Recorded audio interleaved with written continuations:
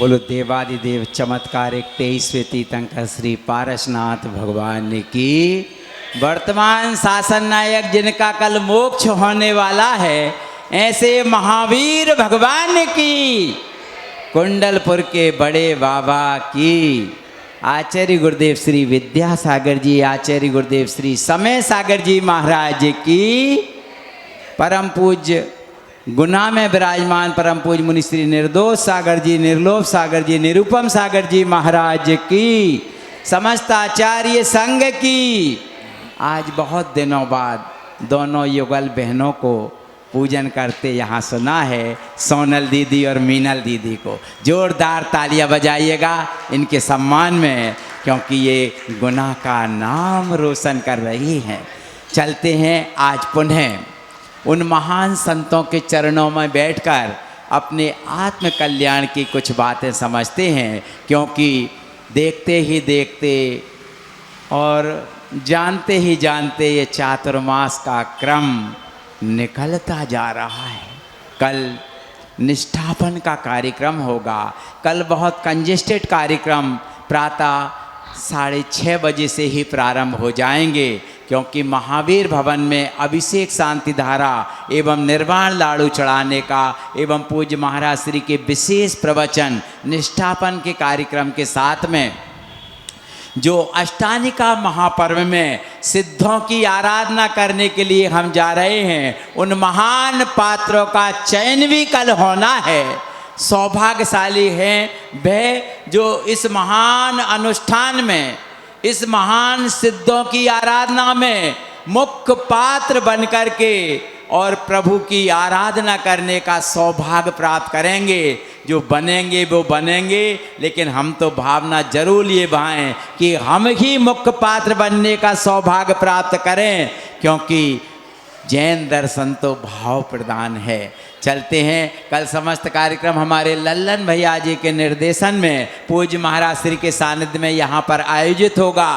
साथ में पदम प्रभु भगवान जी के प्रांगण में महावीर भगवान जी का महामस्तकाभिषेक भी कल महानिर्वाण महोत्सव के संदर्भ में महामस्तकाभिषेक होगा। आप सभी से अनुरोध है समस्त कार्यक्रमों में सम्मिलित होकर पुण्य लाभ अर्जित करें। साथ में कल जिन्होंने मंगल कलश स्थापित किए थे, उनको भी अपने अपने कलश अपने घर ले जाने का सौभाग्य प्राप्त हो जाएगा। और 3,11,000 रुपये की राशि हमारे आदरणीय SK जैन साहब ने जो मंगल कलश स्थापित किया था, उसकी राशि हमें प्राप्त हो गई है। जोरदार तालियां बजाइए। इसके पहले भी बहुत सारे पुण्यार्जकों ने जो कलश स्थापित किए थे, उनकी राशियां भी हमें पूर्व में ही प्राप्त हो गई हैं। और भी जो राशि जमा करना चाहते हो, हमारे सुभाष भैया को जमा करके पुण्य लाभ अर्जित कर सकते हैं। कल सभी को अपने मंगल कलश घर ले जाने का सौभाग्य प्राप्त होगा।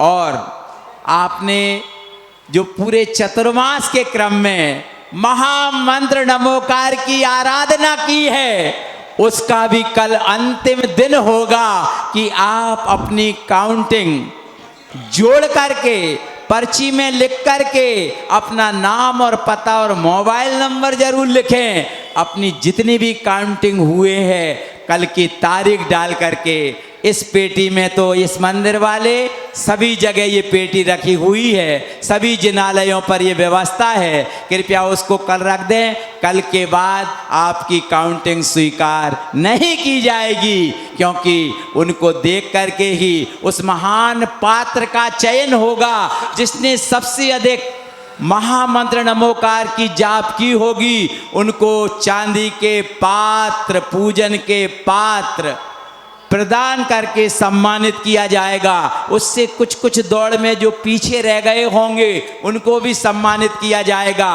पूज्य महाराज श्री के आशीर्वाद से, ऐसे चमत्कारिक महाराज श्री हैं, वो तो वास्तव में इतने सरल महाराज जी हैं। इनके आशीर्वाद से हमें उन जो आपको पुरस्कार दिया जाएगा, उसके महापुण्यार्जक भी महाराज श्री के आशीर्वाद से हमें मिल गए हैं।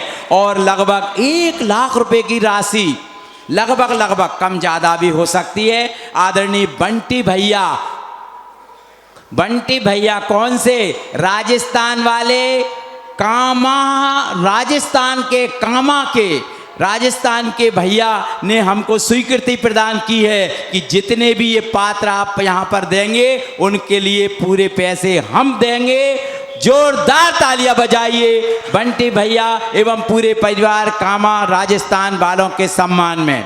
साथ ही कल जो निर्वाण लाडू चढ़ेगा, उस निर्वाण लाडू में भी महापुण्यार्जक 11,000 रुपये की राशि में बनने का सौभाग्य आदरणीय डॉक्टर सुगन चंद जी साहब, डॉक्टर अनिल कुमार जी और इंजीनियर कपिल जैन जामनेर परिवार को सौभाग्य प्राप्त हुआ है। जोरदार तालियां बजाइए उनके सम्मान में। बहुत सारे कार्यक्रम हैं, लेकिन समय है इस समय आचार्य महाराज के चित्र के समक्ष दीप प्रज्वलन करने का। मैं चाहता हूँ कि कृपया शीघ्रता से आज अपनी स्वेच्छा से जो भी शास्त्र दान करना चाहता हो, क्योंकि आज चतुर्दशी का दिन है, बहुत महत्वपूर्ण दिन है। 1008 महावीर प्रभु के निर्वाण की पूर्व बेला है। हमारी दोनों बहनें तो आएंगे ही, और साथ में जो भी आदरणीय प्रमोद कुमार जी माँ बाबाटी, आदरणीय अच्छा एक सेट उन्होंने लिया। डॉक्टर नीरज जी साहब पहुँचे, आचार्य श्री जी के चित्र के समक्ष दीप प्रज्वलन करने का सौभाग्य प्राप्त करें। हमारी मीनल जी और सोनल जी कृपया पहुँचे, शुद्धि में ही पहुँचे और पहुँचकर दीप प्रज्वलन करने का सौभाग्य प्राप्त करें। और भी किसी की भावना हो, सोनाली जी पीछे नहीं रहे, सैलन जी आपको बुला रहे हैं, शीघ्रता से पहुँचे। दीप जलाते चलो, ज्ञान की गंगा बहाते चलो, ज्ञान की गंगा बहाते चलो। राह में आए जो दीन दुखी, सबको गले से लगाते चलो, सबको गले से लगाते चलो। दीप से दीप जलाते चलो, दीप से दीप जलाते चलो, ज्ञान की गंगा बहाते चलो। हमारे अतिथिगण दीप प्रज्वलन के साथ में साथ दान करने का भी सौभाग्य प्राप्त करें। शीघ्रता से उनको चारों अनुयोगों के चारों शास्त्र प्रदान करें, ताकि वे महाराज श्री के कर कमलों में शास्त्र दान करने का सौभाग्य प्राप्त करें। की हमको यह शरण मिली, जब से आपको पाया लगता मेरी अखियां हैं खुली। बड़े भाग से माँ जिनवाणी की हमको यह शरण मिली, जब से आपको पाया लगता मेरी अखियां हैं खुली। भटक रहे हैं माँ हम तुम बिन इस दुनिया में, कहाँ कहाँ कोई जगह न खाली बाकी, जन्म मरण ना हुआ वहाँ, जन्म मरण ना हुआ वहाँ। बड़े भाग से माँ जिनवाणी की हमको यह शरण मिली, जब से आपको पाया लगता मेरी अखियां हैं खुली। बोलिए दादा संग जिनवाणी माता की।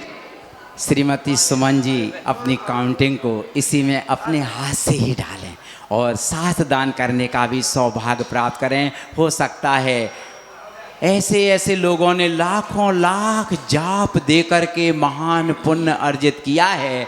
हमारे कालावाक परिवार की बहुरानी भी साथ दान कर रही हैं। श्रीमती सुमन देवी धरनावदा परिवार, श्रीमती अशोक कुमार जी अमरोह परिवार, कमल श्री परिवार भी साथ दान करने का सौभाग्य प्राप्त कर रही हैं। और भी किसी की भावना बन रही हो, अतिशीघ्र चतुर्दशी और गुरुओं का दिन गुरुवार हो, और आज पूज्य मुनि श्री निर्दोष निर्लोभ सागर जी जैसे महान आध्यात्मिक संत विराजमान हो, कहना ही क्या है। बोलो परम पूज्य आचार्य गुरुवर विद्यासागर जी महाराज की।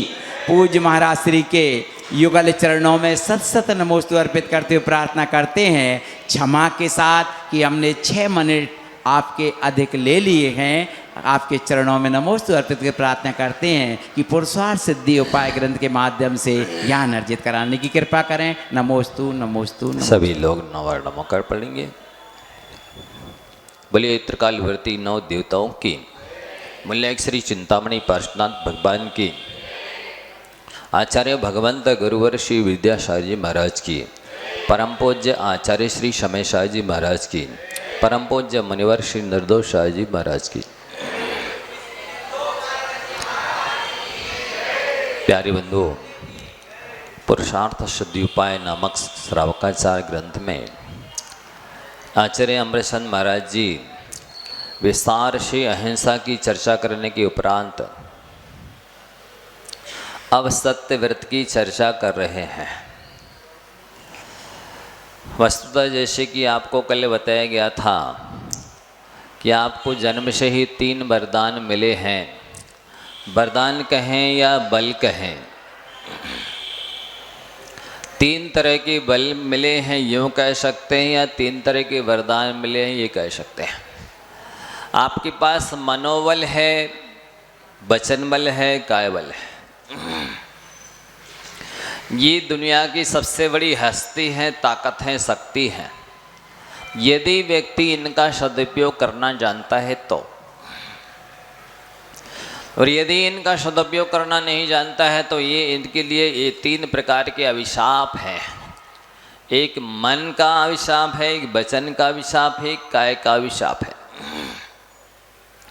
यहाँ पर ये कला सिखाई जा रही, बताई जा रही है कि आपके पास ये जो बल है, ये जो 3 प्रकार के वरदान हैं, इनका आप सदुपयोग करें। इसके माध्यम से स्वयं का भी आप कल्याण कर सकते हैं और अनेकों का, दूसरों का भी कल्याण कर सकते हैं।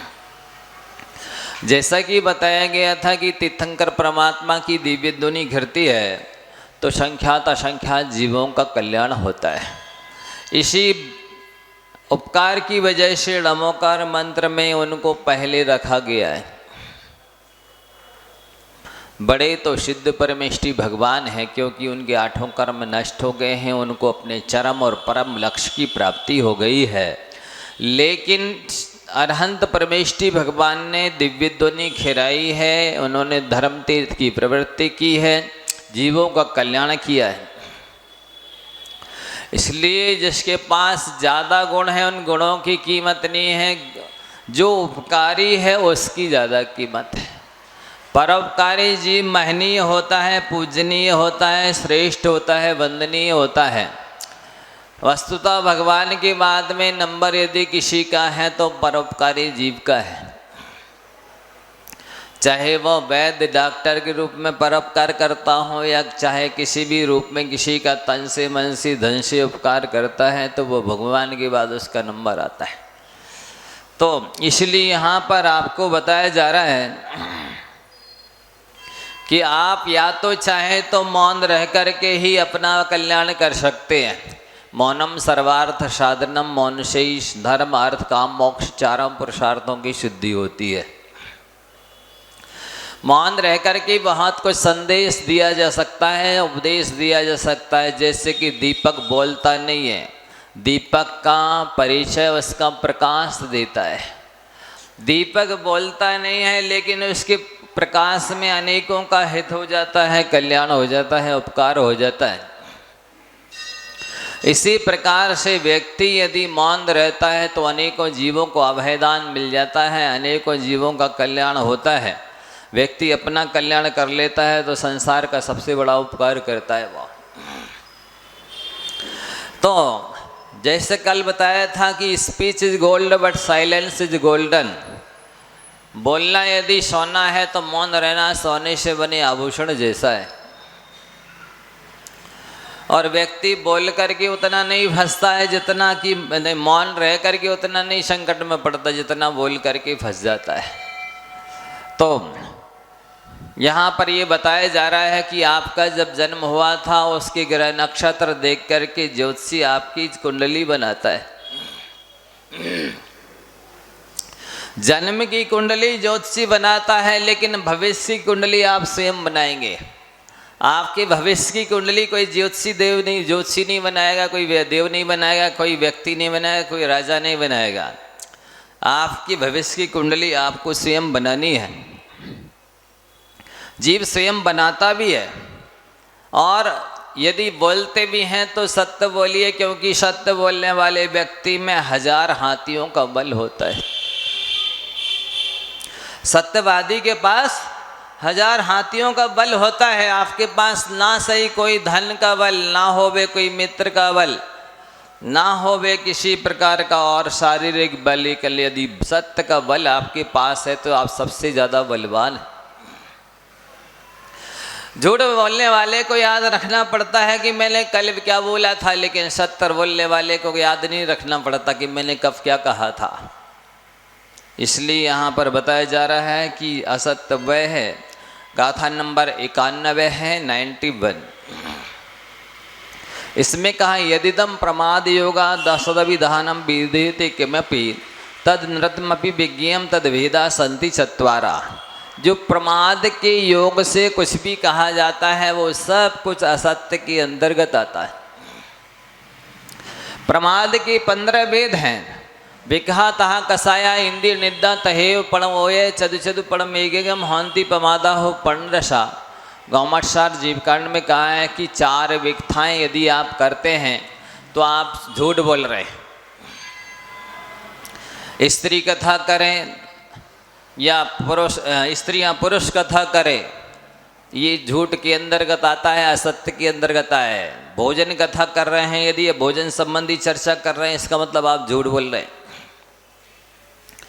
चोर कथा कर रहे हैं, राष्ट्र कथा कर रहे हैं, तो आप झूठ बोल रहे हैं। या फिर क्रोध मान माया लोभ के वश होकर के कुछ भी बोल रहे हैं तो वो झूठ बोल रहे हैं।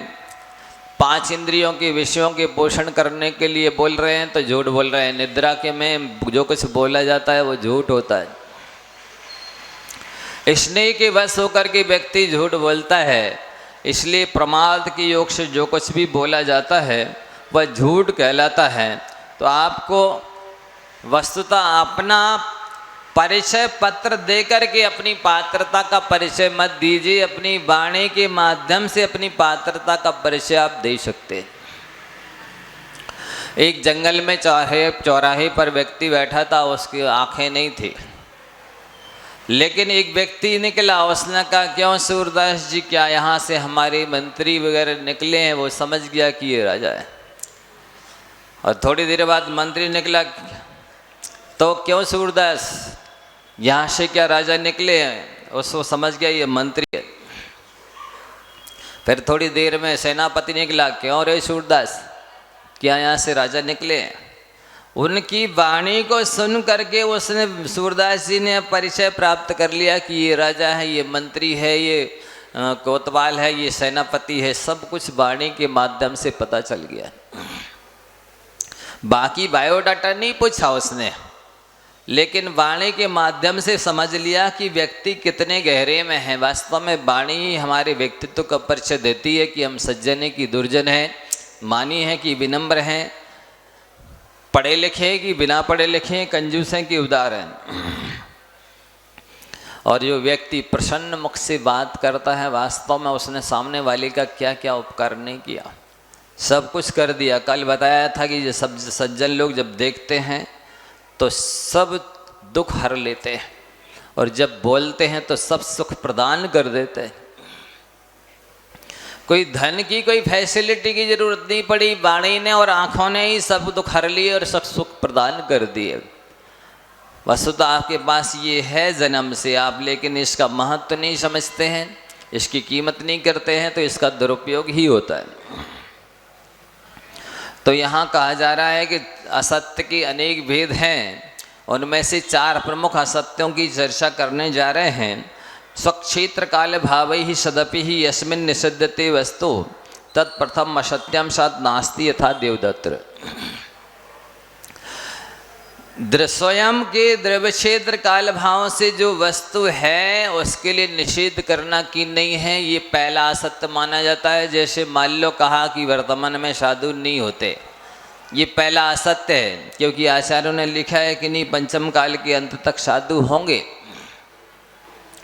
तो वो ये कहते नहीं, इनसे तो मूल गुण भी नहीं पल रहा है, ये भी दूसरा असत्य है। क्यों? हाँ, वो शास्त्र में लिखा है कि यद्यपि वृत्तियों की व्रतों में प्रचुर दोष लगेंगे, लेकिन वे आलोचना और प्रतिकरण करने से शुद्ध हो जाएंगे। फिर ये कहना कि नहीं दोष लग रहा है इसलिए है नहीं साधु, ये भी दूसरा सत्य है। इस अकाल मरण नहीं होता ऐसा कहना, शास्त्र में लिखा है कि भरत ऐरावत क्षेत्र में आप लोगों ने तत्वासूत्र जी के दूसरे अध्याय के अंतिम सूत्र में पढ़ा होगा ना, क्या सूत्र आता है? औपाधिक चरमोत्तम देहा संख्येय वर्षायुषो नवर्तायुष। औपाधिक जन्म वालों का असंख्यात वर्ष की आयु वाले, औपाध जन्म वाले देवनारकी हो गए, असंख्यात वर्ष की आयु वाले भूमिया जी हो गए। और चरमोत्तम देहधारियों का अकाल मरण नहीं होता है, बाकी अपन सबका मनुष्य त्रिंशों का असमय में मरण हो सकता है। लेकिन नहीं मानना, ये दूसरा, ये असत्य कहलाता है, सत्य का अपलाप कहलाता है। तो किसी भी जो चीज़ है उसका निषेध करना भी पाप है। और फिर दूसरा असत्य है कि जो चीज़ नहीं है उसका विधान करना असत्य का अविधान है। दूसरा असत्य है, इसलिए अपन को ऐसी गलती करने से बचना चाहिए। यदि ज्ञान नहीं है तो बिना जाने समझे बोलना नहीं चाहिए कि ऐसा है। एक शब्द बोल सकते, भाई साहब हमें नहीं मालूम, किसी ज्ञानी से पूछ लीजिए। लेकिन मान कषाय बीच में आ जाती है कि ये क्या समझेगा, अरे इनको इतनी नहीं मालूम। और उस अहंकार की वशीभूत होकर के अपन कुछ भी बोल देते हैं उल्टा सीधा आगम के विरुद्ध, जिससे अपन को पाप लगता है। वास्तव में प्रति व्यक्ति कार्य किए उतना पाप नहीं करता, शरीर से उतना पाप नहीं करता है जितना पाप वचनों से कर लेता है। सब कुछ करने में समर्थ नहीं होता व्यक्ति, लेकिन कह तो देता ही है, और कह देने मात्र से कर्म का बंध हो जाता है। इसलिए अपन को कहना नहीं चाहिए। मान लो कोई दुर्व्यवहार भी कर रहा हो तो आचार्यों का कहना है कि दुर्व्यवहार को भी मौन पूर्वक शांति से सहन कर लेने से सामने वाला शत्रु भी होता तो मित्र बन जाता है। एक न एक दिन विजय आपकी होती है। सामने वाले का यदि हृदय परिवर्तन करना चाहते तो बिल्कुल प्रतिकार किए बिना शांति से सामने वाले के दुर्व्यवहार को सहन कर लो। आचार्य महाराज कहते थे, कभी कभी जवाब नहीं देना भी लाजवाब होता है। हर प्रश्न का उत्तर देना ही चाहिए, हर एक्शन का प्रतिक्रिया करनी ही चाहिए, कोई ज़रूरी नहीं है। मौन के बारे में शास्त्र में बहुत लिखा है, आप कुछ पॉइंट सुनकर के महत्व समझ सकते हैं। पंचम काल में, दुखमा काल में, होंडा सर्पणी काल में आप ये कह सकते हैं कि हमारे द्रव्य क्षेत्र काल भाव की प्रतिकूलता है, आत्मकल्याण करने की हमारे पास क्षमता नहीं है। लेकिन मौन रहने के लिए ना पंचम काल बाधक है, ना हीन संगनन बाधक है, ना स्त्री या पुरुष पर्याय बाधक है, ना कोई बीमारी बाधक है, ना कोई गृहस्थी बाधक है। 24 घंटे ना रह पाएँ तो बहुत कुछ समय तो रह ही सकते हैं। देखो इन्होंने लिखा है, मौन प्रार्थनाएं परमात्मा तक जल्दी पहुंचती हैं क्योंकि वह मुक्त होती हैं शब्दों के बोझ से। जरूरी नहीं है कि यदि आप अच्छे से अच्छे गा सकते हैं तभी भक्ति हो सकती है, भगवान की स्तुति हो सकती है, प्रार्थना हो सकती है। यदि आपको गाना नहीं आता है, बजाना नाचना नहीं आ सकता तो भक्ति नहीं हो सकती, ऐसी बात नहीं है। मौन प्रार्थनाएं भगवान के पास जल्दी पहुंचती हैं क्योंकि वे शब्दों के बोझ से मुक्त होती है।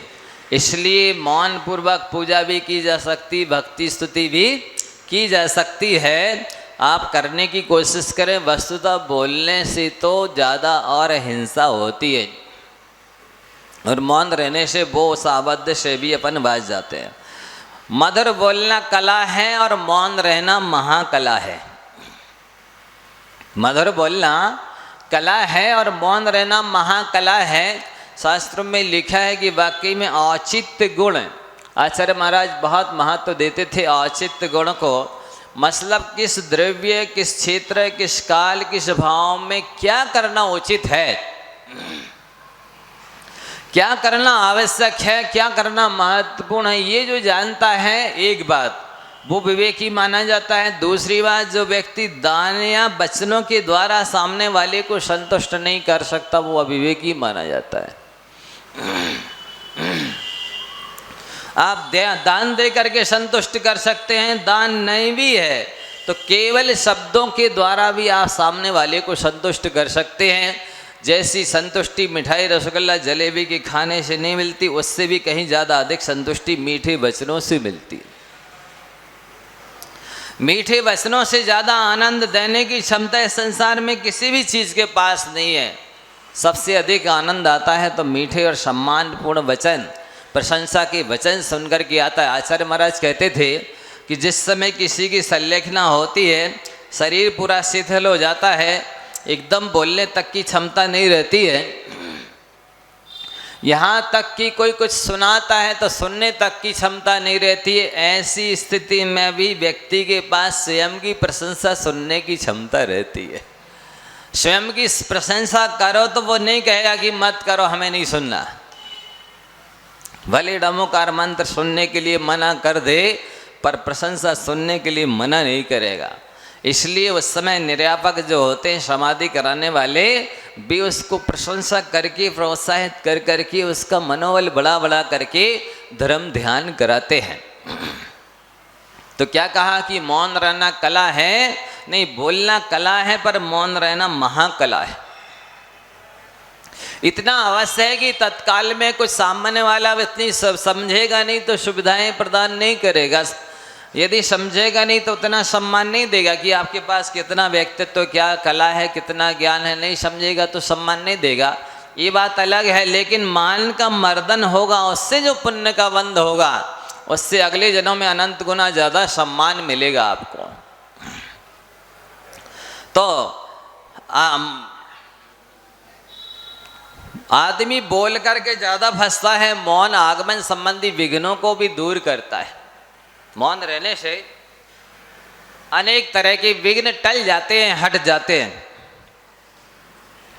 मौन मित्रता को बढ़ाने वाला है, रत्नात्रय का सम्मान करने वाला है, समय पर अज्ञान को हरने वाला भी है। मान लो आपकी ज्ञानावरण कर्म का क्षम नहीं है, तत्काल में आपको कोई चीज़ याद नहीं होती है, समझ में नहीं आती, याद नहीं रहती है। मौन रहेंगे तो इतना पुण्य बढ़ जाएगा कि अगले जन्म में आपका तीव्र ज्ञानावरण कर्म का क्षम हो जाए। कैसे लोगों की भर्त्सना को चुपचाप सुन लेना चाहिए। आप ध्यान से सुन ले में बहुत सारी विपत्तियों से बच जाएंगे, बहुत सारे अभ्युदय को प्राप्त हो जाएंगे। मान लो कोई राजा भर्त्सना करे, उस समय जवाब देना जरूरी नहीं है। अधिक कोई विद्वान कुछ कह रहा है, उस समय भी आपको प्रश्नोत्तर करने की आवश्यकता नहीं है, स्वीकार कर लेना चाहिए। कोई तपस्वी कुछ कहे तो भी उस समय बहस नहीं करना, चुपचाप सुन लेना, सहन कर लेना। और बहुसंख्या में उपस्थित मूर्ख लोग किसी चीज़ का समर्थन कर रहे हों तो वो गलत भी हो तब भी बोलना नहीं तो पिट जाओगे। बहुसंख्या में मूर्ख लोग जहाँ उपस्थित हैं या किसी जीव का समर्थन कर रहे हैं, उस समय आप उनके विरोध में खड़े नहीं होना, नहीं तो पिट जाओगे। शत्रु तथा गुरुओं को उत्तर नहीं देना चाहिए, उनकी भर्त्सना को चुपचाप सहन करना लेना चाहिए। मौन व्यक्ति को बुद्धिमान बनाता है, मौन व्यक्ति को अच्छा मित्र बनाता है। एक बार अकबर ने बीरबल से कहा, बीरबल आपकी चतुराई तो प्रशंसनीय है, जब आप इतने चतुर हैं तो आपके पिताजी कितने चतुर होंगे। कल मैं आपके पिताजी से चर्चा करना चाहता हूँ, उसको भेज दीजिए। अब पिताजी तो भले भले थे, सीधे साधे थे, उनको ऐसा तर्क वितर्क करना आता नहीं था। वस्तुतः भोला भाला उसे कहा जाता है जो मूर्ख होता है, गोबर का गणेश होता है। विद्वान को भोला भाला नहीं कहा जाता है, वो तो चतुर बुद्धिमान होता है। तो कहने का मतलब ये है कि उन्होंने कहा हम आपके पिताजी से चर्चा करेंगे घर आकर के। पिताजी से कहा, पिताजी चिंता में पड़ गए, अरे मैं राजा बादशाह से क्या चर्चा करूँगा। उन्होंने बीरबल ने समझा दिया, एक काम करना, बादशाह कुछ भी कहे आप मौन रहना, मैं अगले दिन निपट लूँगा, सब समाधान कर दूँगा। ठीक है, इतना तो बन जाएगा। बीरबल के पिताजी राज दरबार में गए, उन्होंने बहुत सम्मान किया, ये बीरबल के पिताजी हैं, बैठाया। अब उनके इसके बाद में उन्होंने कहा मैं आपसे कुछ पूछना चाहता हूँ, आप मेरे प्रश्नों का उत्तर दे दीजिए। बोला, दो लोग लड़ रहे हों या बात कर रहे हों तो क्या करना चाहिए। मौन रहे। बोले, जहाँ फैसले का अवसर आए वहाँ क्या करना चाहिए। मौन रहे। दो चार प्रश्न किए, कहा ठीक है साहब पधारिए। चले गए। दूसरे दिन बीरबल आए, बोले हम तो समझ रहे थे आपके पिताजी बहुत बुद्धिमान हैं, तो मूर्ख हैं। बोले, ऐसे हमारे पिताजी कह रहे थे कि हम तो समझ रहे थे कि बादशाह बहुत बुद्धिमान होंगे, पर भी तो मूर्ख निकले। क्यों। बोले, इसलिए कि उन्होंने कहा कि दो लोग लड़ रहे हों तो क्या करना चाहिए, तो हमने वो मौन रहे। इसका मतलब था कि दो लोग लड़ रहे हों तो मौन रहना चाहिए, उनके बीच में नहीं बोलना, नहीं तो आप पिट जाओगे। दूसरा उन्होंने कहा कि यदि फंसने का कहीं अवसर आए तो क्या करना चाहिए, वो मौन रहना। उन्होंने कहा वो भी मौन रहे। तो उन्होंने ये उत्तर दिया था कि उस समय पे भी मौन रहना चाहिए, पर बादशाह समझी नहीं। बादशाह को अपनी गलती स्वीकार करना पड़ी। अच्छा ठीक है, कोई बात नहीं, आपके पिताजी तो बुद्धिमान है, मेरी ही गलती है, मैं नहीं समझ पाया। तो कहने का मतलब ये है कि व्यक्ति मौन रह कर के भी 100 प्रश्नों का एक उत्तर है मौन। तो मौन आत्मशक्ति के विकास का अच्छा निमित्त है। यदि आप आत्मा की शक्ति बढ़ाना चाहते हैं, अपना पुण्य बढ़ाना चाहते हैं, उपादान जागृत करना चाहते हैं, मोक्ष मार्ग प्रशस्त करना चाहते हैं, तो आप मौन रहिए। क्योंकि मौन बोलने से बहुत सारा पुण्य नष्ट हो जाता है। 7 किलोमीटर चलने में जितनी एनर्जी वेस्ट होती है, 1 घंटे बोल लेने पर भी उतनी ही एनर्जी वेस्ट हो जाती है। इसलिए मौन रहने से एनर्जी भी सेफ रहती है, शक्ति क्षमता भी सुरक्षित रहती है। होता यही है कि जब बोलते रहते हैं तो कभी कहो जाप करो, सामायिक करो, तो कहते नींद आती है। आएगी क्यों नहीं? क्योंकि आपने बोल करके एनर्जी वेस्ट कर ली है। अब आप बैठेंगे तो वो सोएंगे, नींद आएगी, उससे एनर्जी जनरेट होगी। इसलिए जो लोग ध्यान करना चाहते हैं, धर्म ध्यान करना चाहते हैं, सामायिक करना चाहते हैं, वो अपनी एनर्जी को बचाते हैं मौन रह करके, और उल्टे सीधे काम नहीं करते हैं, एक्स्ट्रा फालतू काम कोई भी नहीं करते हैं, जिससे मेरी एनर्जी सेफ रहे और मैं ध्यान करने बैठूं तो नींद ना आए। इस तरह के दृश्य नहीं देखते हैं, इस तरह के कार्यकलाप नहीं करते हैं कि जिससे सामायिक में विकल्प आए। तो उन्होंने कहा कि मौन आत्मशक्ति को बढ़ाता है। दूसरे से बोलने से समय बिताने में मुझे एकाकी को क्या मिलेगा? वास्तविकता आध्यात्मिक व्यक्ति सोचता है कि मैं किसी से बोल रहा हूँ, बोलने से तो परिचय बढ़ता है, और कहते 100 सगे और 100 दुख। क्या कहा जाता है? 100 सगे और 100 दुख। इसलिए हाथ जोड़ो और पिंड छोड़ो। तो परिचय और परिग्रह, ये 2 चीजें ध्यान में भी बाधक हैं, आत्मकल्याण में भी बाधक हैं। इसलिए साधक परिचय और परिग्रह से बचता है। जिसे आत्मकल्याण करना है वो इन 2 चीजों से दूर रहता है।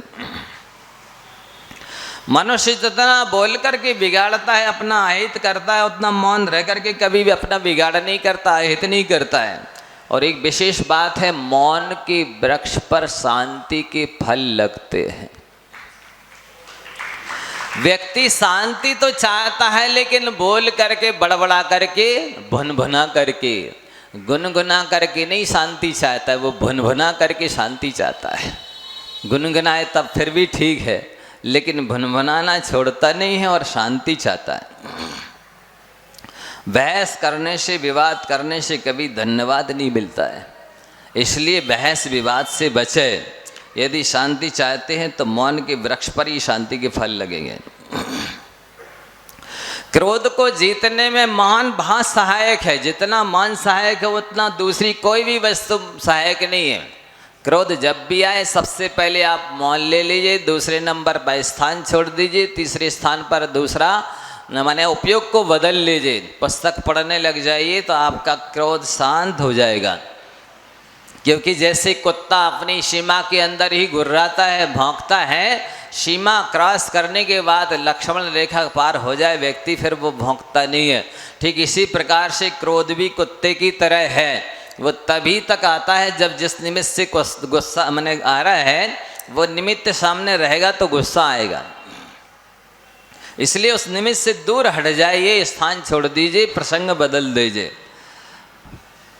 वाणी का वर्चस्व चांदी जैसा है, पर मौन सोने जैसा है। इसलिए आप चांदी का वर्क ना चढ़ा करके सोने का आभूषण प्राप्त करें। ज्ञानियों की सभा में अज्ञानियों को मौन रहना भी आभूषण की तरह है। अज्ञानी विद्वानों की सभा में बैठ सकता है, बस बशर्ते कि वह मौन रहे। इसी तरह से जैसे कहा जाता है, शीशा पत्थर साथ रहे तो बात नहीं घबराने की। पत्थर और कांच एक साथ रह सकता है। शीशा पत्थर साथ रहे तो बात नहीं घबराने की, बस इतना सा ध्यान रहे कि जितना हो टकराने की। यदि शीशा पत्थर से टकराएगा तो टूट जाएगा, या पत्थर शीशा के पास आएगा तो टूट जाएगा। इसलिए दोनों साथ साथ तो रहें पर टकराएं नहीं। ठीक इसी तरह से दो तरह के लोग होते हैं, एक तो शीशा की तरह कांच की तरह होते हैं, दूसरे पत्थर की तरह होते हैं। वे शीशा और पत्थर वाले नेचर वाले लोग साथ रह सकते, कोई दिक्कत नहीं।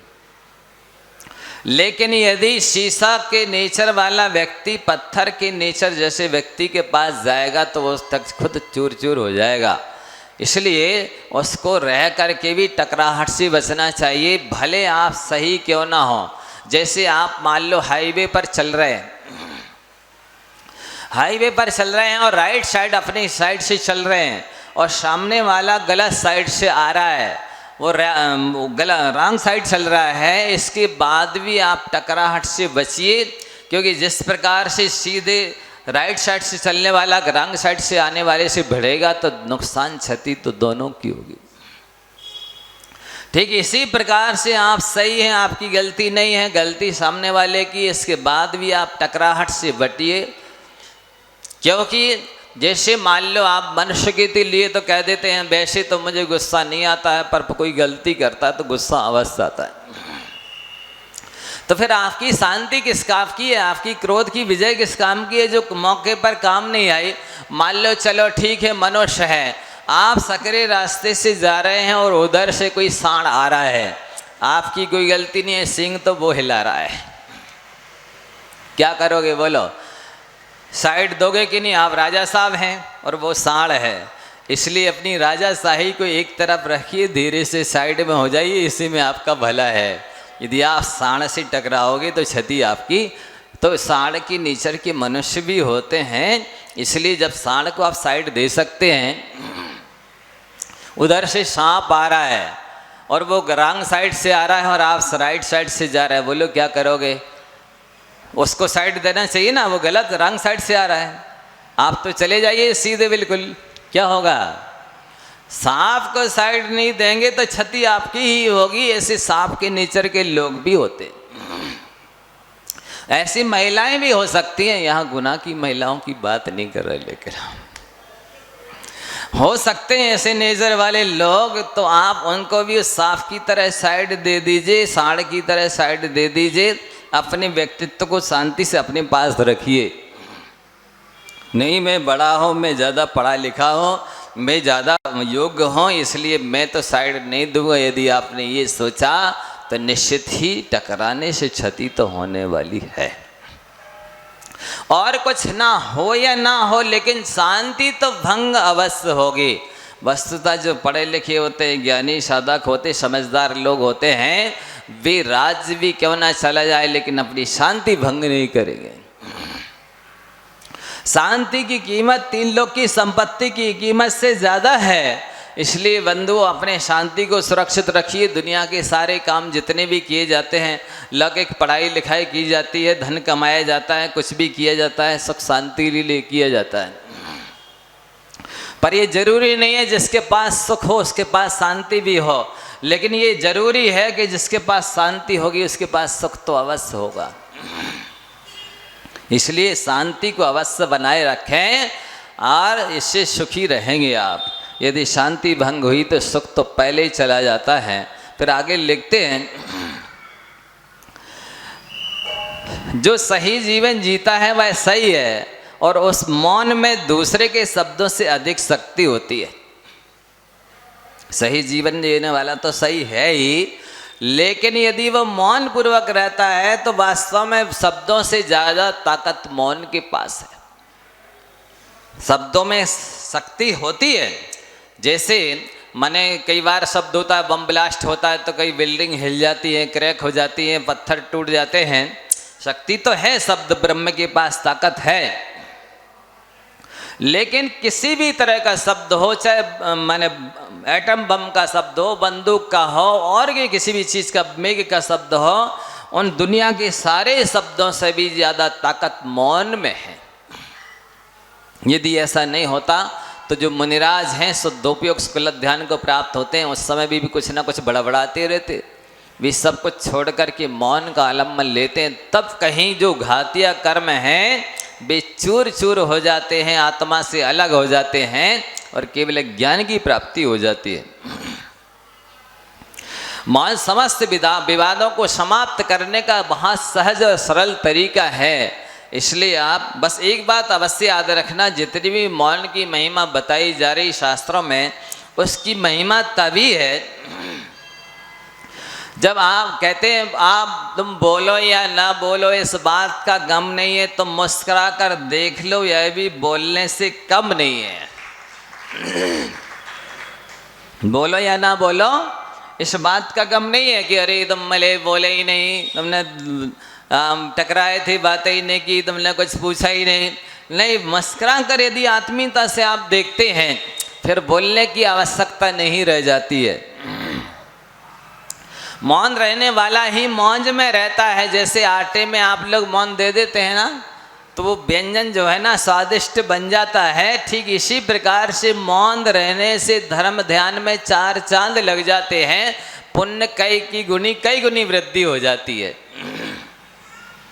वस्तुतः एक साधक का लाखों करोड़ों का दान दे करके वो पुण्य अर्जन नहीं कर सकता है, 1234 उपवास करके वो पुण्य अर्जित नहीं कर सकता है, एकासन करके नीरस भोजन करके वो पुण्य अर्जित नहीं कर सकता, जितना पुण्य का अर्जन मौन के माध्यम से होता है।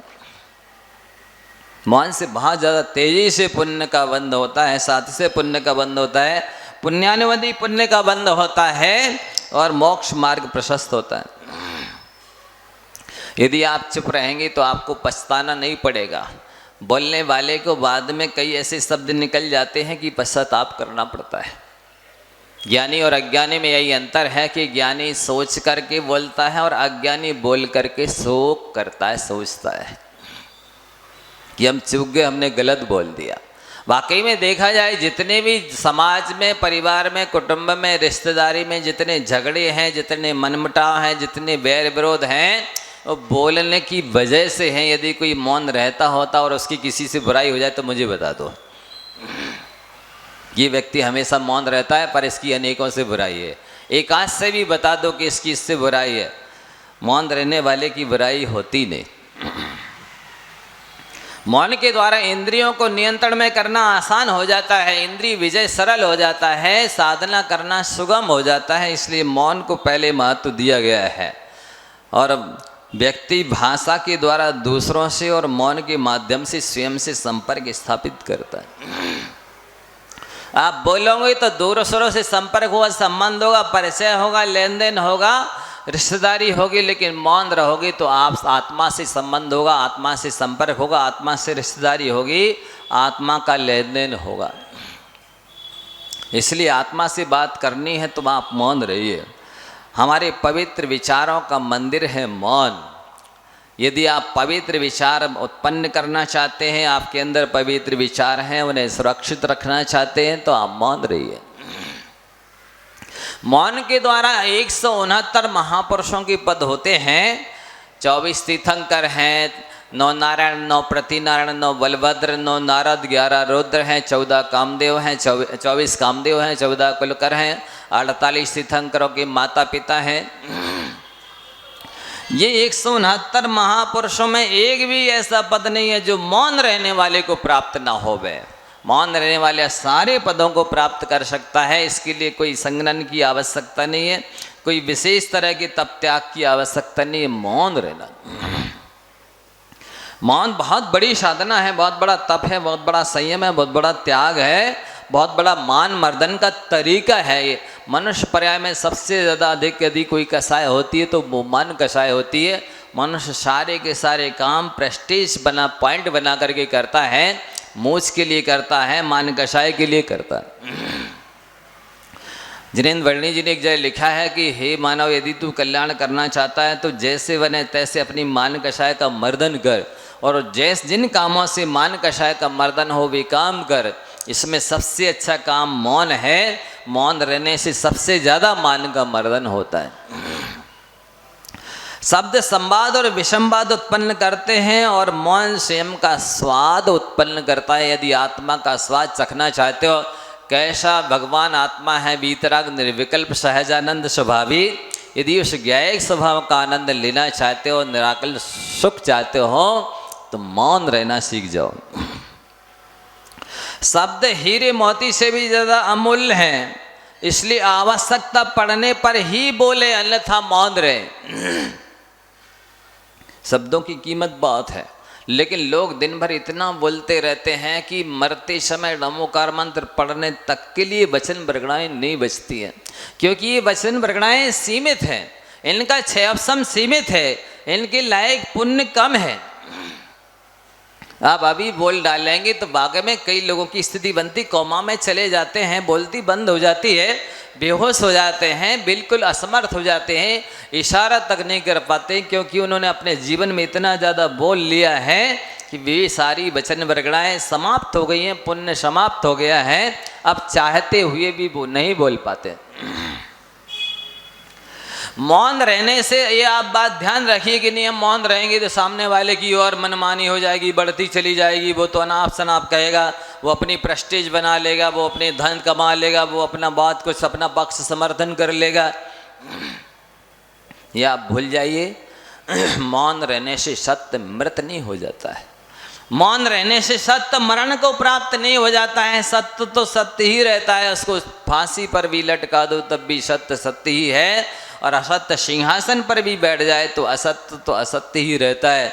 जैसे कौवा यदि मंदिर के शिखर पर बैठ जाए तो भगवान से बड़ा नहीं हो जाता। कौवा मंदिर के शिखर पर बैठने के बाद भी कौवा कौवा ही रहता है, और भगवान नीचे बैठे हैं वेदी में, उसके बाद भी भगवान भगवान ही है। ठीक इसी प्रकार से झूठ बोल करके कोई अपना पक्ष सबल कर लेगा, धन कमा लेगा, प्रेस्टीज कमा लेगा, लेकिन एक बात आप ध्यान रखें कि अनीति की जड़ नहीं होती है।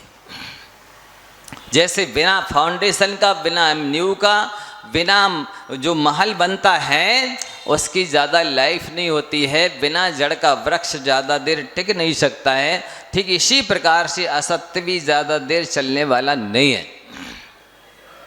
लकड़ी की हंडी एक ही बार चूल्हे पर चढ़ेगी, दोबारा नहीं चढ़ा सकोगे, समझ गए। असत्य इसी तरह से एक ही कुछ ही समय तक एक ही बार सफलता प्राप्त करेगा, लेकिन उसके बाद तो असफलता निश्चित होती है।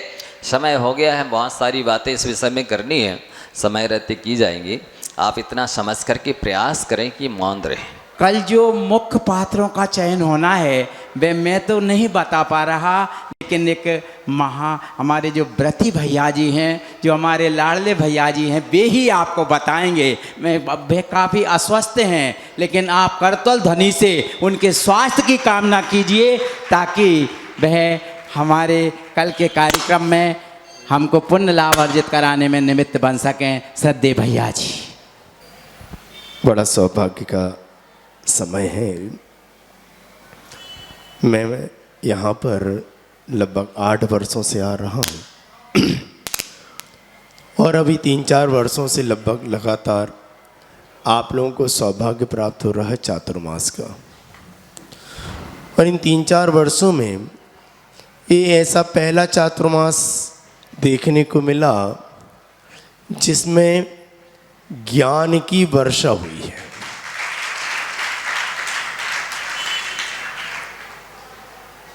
और ऐसी वर्षा हुई है कि ये ऐसे निराले संत हैं कि जिन्हें आपके न 3 से मतलब और न 13 से मतलब। और एक चातुर्मास ऐसा निकला कि मैं भी गुना में कई बार आया हूँ, पहले भी आया हूँ, लेकिन इस चातुर्मास में सिर्फ इसलिए आता था कि कार्यक्रम नहीं होते थे तो ऐसा लगता था ऐसे महान संतों की वाणी सुनने को मिल जाए, इसलिए यहाँ आता था। कोई काम नहीं रहता था तो भी रहता था कि न जाने इनकी वाणी में कौन सी जिनवाणी हमारे जीवन के लिए परिवर्तन का कारण बन जाए। और आप लोगों ने देखा होगा इन 4 मायाएं मात्र ज्ञान की वर्षा के अलावा कुछ भी आपको नहीं मिला। कुछ मिला क्या? अरे बोलो ना, नहीं मिला ना। ज्ञान तो खूब मिला है और ऐसे साधक की साधना भी आपको देखने मिली है। लेकिन जब महाराज श्री का यहाँ पदार्पण हुआ था तो भक्ति की गंगा बह रही थी 3 जिनालयों में। कितने?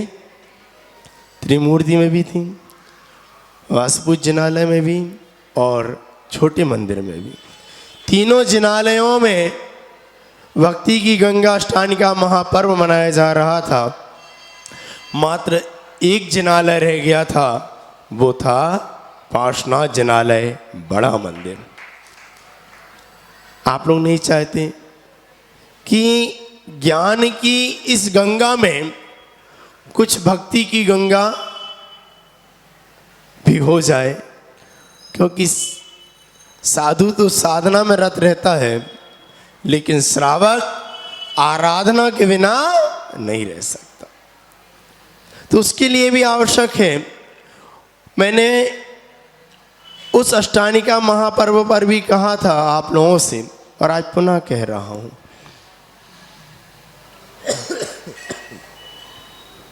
कि इस अष्टानिका महापर्व का क्या महत्व है, सिद्ध चक्र की आराधना का क्या महत्व है, एक गुना वालों को कहने की आवश्यकता नहीं है। जितना आपने सुना होगा, देखा होगा इन वर्षों में, लेकिन जो मुनिराजों के मुखार बंदे से इस बार सुनने को मिलेगा वो अद्भुत होगा। मैंने पिछले बार भी जब त्रिमूर्ति पर विधान करा रहा था तब भी यही बात कही थी कि मुझे इस बात की खुशी है कि इस बार, अभी तक तो मैं दे रहा था आप लोगों को, लेकिन इस बार मुझे खुशी इस बात की है कि मुझे भी कुछ लेने का अवसर मिलेगा। क्योंकि इनके पास जो खजाना है, इनके पास जो संपदा है ज्ञान की, वो न भूतो न भविष्यति मैंने कभी किसी के पास नहीं देखी। इसलिए मैं चाहता हूं कि बड़ा मंदिर और रह गया था मुनिराजों के इस भक्ति की गंगा में बहने के लिए। तो इस अष्टानिका महापर्व पर जो आने वाली है कार्तिक मास की 8 तारीख से, उस महापर्व में गौशाला परिसर में सिद्ध चक्र महामंडल विधान की आराधना भव्यता के साथ मनाना है। आप लोग तैयार हो क्या? पीछे वाले तो ऐसे हैं कि सबने बजा दिया तो अपन क्या करें बजा के। एक बार यदि आप लोग चाहते हो कि इस बार ऐसी आराधना हो जो भक्ति की गंगा के साथ साथ त्रिमूर्ति त्रिगंगा भी अपन को प्राप्त, भव्यता के साथ इस सिद्ध चक्र महामंडल विधान को अपन को संपन्न करना है। आप लोग कल मानस बना कर आना कि इस सिद्ध चक्र महामंडल विधान की महिमा बताने की आवश्यकता नहीं है। ये वही परिसर है, ये वही महावीर भवन है जिस स्थान पर एक बार ऐसा अद्भुत विधान हुआ था जिसके चर्चे कई दिनों तक, और कई दिनों तक का आज तक उसका अतिशय सबको देखने को मिल रहा है। मैं बताऊंगा नहीं क्योंकि आप लोग जानते हैं कि इस परिसर में जो विधान हुआ था वो मेरे जीवन का भी बहुत महत्वपूर्ण विधान हुआ था। बहुत आनंद आया था। लेकिन इस बार वो गौशाला में आप लोगों को इस सौभाग्य प्राप्त हो रहा है। कल कितने बजे से है यहाँ का कार्यक्रम? सुबह अभिषेक 7 बजे से। कल प्रातः 7 बजे से इस महावीर भवन में भगवान महावीर स्वामी का निर्वाण महोत्सव तीनों मुनिराजों के मंगलमय सानिध्य में मनाया जाएगा और निर्वाण लाडू यहाँ पर चढ़ाया जाएगा। उसी के साथ साथ सिद्ध चक्र महामंडल विधान की मंगलमय आराधना करने वाले प्रमुख पात्रों का भी चयन यहाँ से किया जाएगा। आप लोग कल बड़ा मानस बना कर आना मित्रों, क्योंकि अष्टानिका महापर्व बार बार नहीं मिलते। और पर्व तो मिल जाए लेकिन ऐसे महामुनिराजों का मंगलमय सानिध्य बार बार नहीं मिलता। एक बात बोलूं मैं आप लोगों से कि ये ऐसे मुनिराज, मैं इनकी जितनी भी बोलूं, जितने भी उनके बारे में बोलूं कम है। परसों ऐसी बैठे बैठे बात हुई अपन 1 तारीख को दीपावली पर पात्र चयन कर लेते हैं, बोले महाराज श्री से आशीर्वाद ले लेते हैं। इतने सरल और इतने सहज महाराज, इतने सरल। हाँ देख लो, चूंकि आज तीनों मुनिराजों का उपवास है निष्ठापन का, आप लोगों का भी हो सकता है निष्ठापन, आप लोग भी कर सकते हो चातुर्मास का, हम तो नहीं कर रहे हैं। तो तीनों मुनिराजों का आज उपवास और कल पारना है, और उसके साथ ही निर्वाण महोत्सव भी हमें भक्ति भाव के साथ यहाँ मनाना है। आप लोग आओगे क्या? कल बड़ी भव्यता के साथ यहाँ पर हम सभी मिलकर भगवान महावीर स्वामी का निर्वाण महोत्सव और आने वाले कार्तिक मास की अष्टानिका महापर्व पर होने वाले सिद्ध चक्र महामंडल विधान के महापात्रों का चयन यहाँ पर करेंगे। बस इतना निवेदन है आप लोगों से, शरीर में थोड़ा सा दम अभी कम है तो आप लोग ज़रा दम बांध कर आना, तो समय नहीं लगाना जिससे हमें ज़्यादा ना बोलना पड़े और काम कम समय में हो जाए। वैसे गुना वाले बड़े अच्छे हैं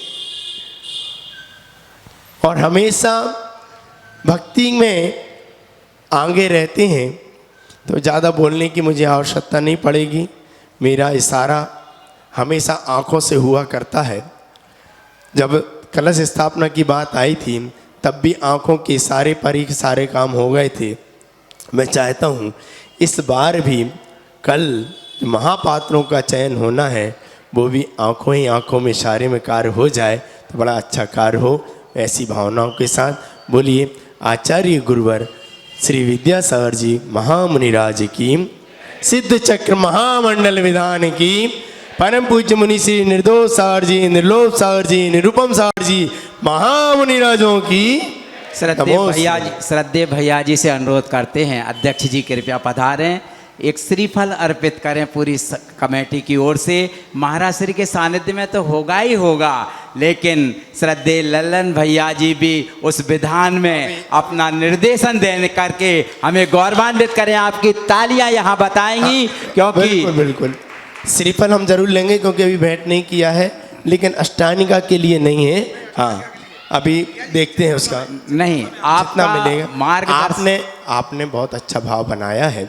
मैं भी कोशिश करूँगा, क्योंकि गुनाह तो अब मुझे लगता नहीं है, क्योंकि मेरे परिवार वाले महाराज जी बोलने लगे कि घर बना लिया क्या वहीं पर तो मुझे गुनाह अब ऐसा नहीं लगता कि ये अलग है या मैं अलग से आया हूँ, मुझे अलग से निमंत्रण देने की भी ऐसी आवश्यकता नहीं। मेरा समय जैसा रहेगा वैसा मैं आप लोगों के साथ समय दूंगा, ये निश्चित बात है, लेकिन कितना दूंगा ये नहीं कह सकता, क्योंकि अस्वस्थ होने के कारण आगे के जो कार्यक्रम हमारे जो पहले थे वो आगे बढ़ गए, तो हमें भी वहाँ पहुँचना है। वासुपूज जिनालय में भी वेदी प्रतिष्ठा का भव्य कार्यक्रम संपन्न होना है, तो उसके भी पात्रों का चयन 6 तारीख को रखा है, तो उसके लिए भी रुकना है।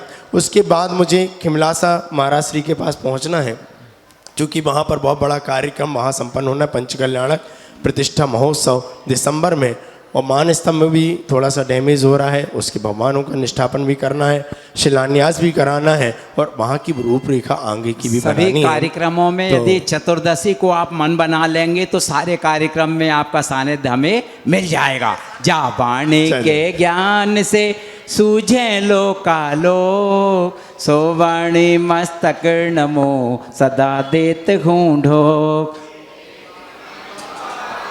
तो है जपो दिन रैन, जो तेरो सरना गहे, सो पावे सुख चैन।